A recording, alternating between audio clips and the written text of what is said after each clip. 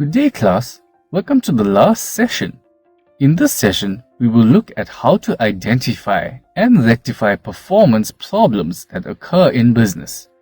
Performance problems always occur in business due to a number of factors which could be a result of inadequate resources, poor communication, or other factors, and if the problems are not addressed, they can result in major complications for the business.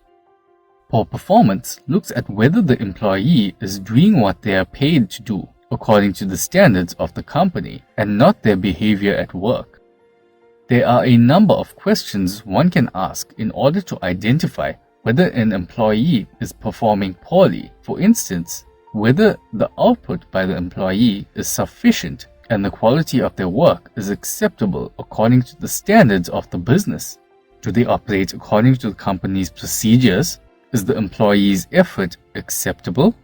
There are a lot more other questions one can ask in order to identify the cause of the poor performance, in order to try and motivate or train the employee to perform better.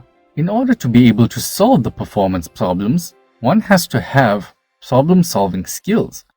The first step to addressing the performance problems is to hold a meeting with the employee and explain to them why they are falling short and which standards of the company they are not meeting while trying to identify the cause of the poor performance. Poor performance can be a result of domestic issues such as divorce or financial problems, or it may be work-related. For instance, the supervisor harassing the employee in some way. It is a pointless effort trying to treat a symptom instead of the cause, which is why it is crucial to identify the cause of the poor performance so that it can be resolved once and for all.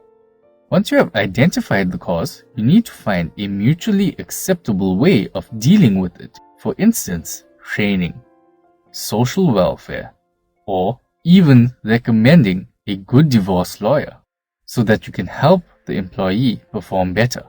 Part of strategic planning is ensuring that you have employees who are able to carry out their tasks competently and meet their set performance standards. One way of ensuring performance standards is by applying operational control. Operational control is implemented to monitor performance when the employee knows what to do and is working. Operational control includes doing a personal follow-up and evaluating the work, ensuring that it is being done according to plan and corrective action is taken where necessary. Performance should be measured against personal observations where you can acquire direct and first-hand information on performance.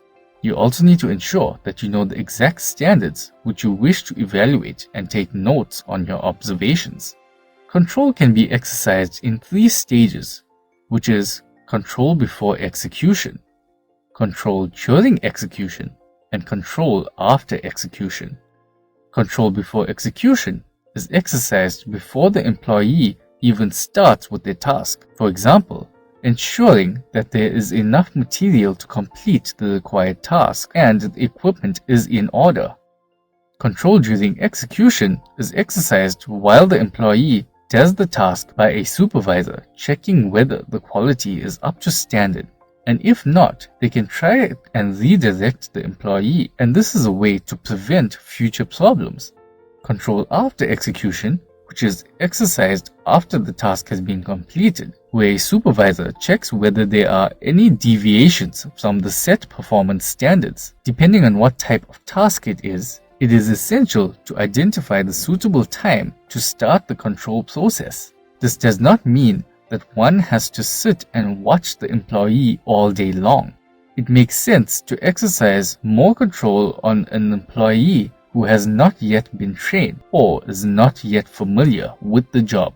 We have come to the end of our unit standard. Please go over your learner guide to ensure that you did not miss anything.